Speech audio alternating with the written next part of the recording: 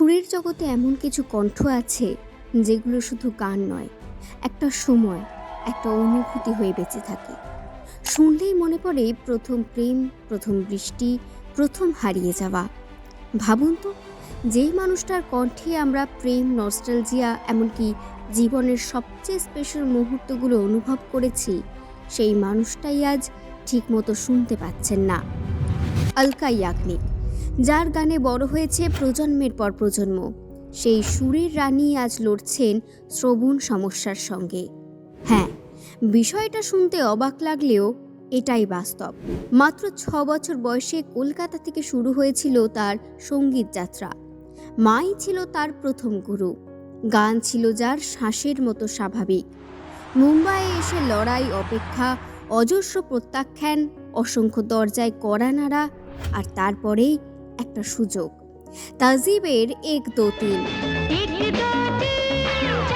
যা বদলে দেয় সব কিছু। এই একটা গানই তাকে রাতারাতি পরিচিত করে তোলে পুরো দেশে। এরপর তিনি হয়ে ওঠেন বলিউডের অন্যতম জনপ্রিয় কণ্ঠ। 90-এর দশক মানেই তার গান। টিপ টিপ বরসা পানি, এ মেরে হামসফর, চাঁদ ছুপা বাদল মে এবং আগর তুম সাথ হো, এই সব গানগুলো শুধু হিট হয়নি, আজও মানুষের প্লেলিস্টে জায়গা করে আছে। প্রতিটা গানে যেন হৃদয়ের এক একটা দরজা খুলে যেত। প্রতিটা গানেই ছিল এক অদ্ভুত মাধুর্য, যেন হৃদয়ের ভাষা তিনি অনায়াসে গেয়ে ফেলতে পারতেন।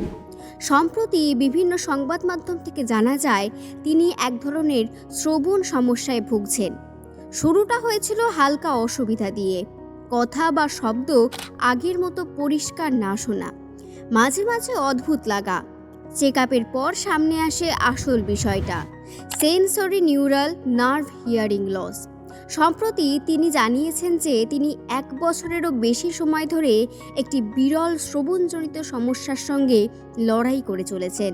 2024 সালে একটি আবেগঘন ইনস্টাগ্রাম পোস্টের মাধ্যমে তিনি প্রথম তার অসুস্থতার কথা প্রকাশ করেন, যেখানে তিনি জানান একটি আকস্মিক ভাইরাল সংক্রমণের ফলে তার এই বিরল সমস্যা দেখা দেয়। তিনি লিখেছিলেন, একদিন বিমানের বাইরে বেরোনোর পর হঠাৎই বুঝতে পারি আমি কিছুই শুনতে পাচ্ছি না। এটা এমন একটি সমস্যা যেখানে কানের ভিতরে স্নায়ু বা ইনার ইয়ারের অংশ ক্ষতিগ্রস্ত হয়, ফলে শব্দ ঠিকমতো মস্তিষ্কে পৌঁছায় না। একজন সাধারণ মানুষের জন্য এটা বড় চ্যালেঞ্জ, কিন্তু একজন প্লেব্যাক সিঙ্গারের জন্য এটা কেরিয়ার এবং ব্যক্তিগত জীবনে দুদিকেই প্রভাব ফেলতে পারে, কারণ তার পুরো জীবনটাই তৈরি হয়েছে শোনা এবং শোনানোর উপর। স্টুডিও রেকর্ডিং, লাইভ পারফরমেন্স, সুর ঠিক রাখা, সব কিছুর জন্যই নিখুঁত শ্রবণ দরকার। তাই এই সমস্যাটা শুধু স্বাস্থ্যগত নয়, এটা একজন লেজেন্ডারি আর্টিস্টের কাছে জীবনের সবথেকে বড় টার্নিং পয়েন্ট।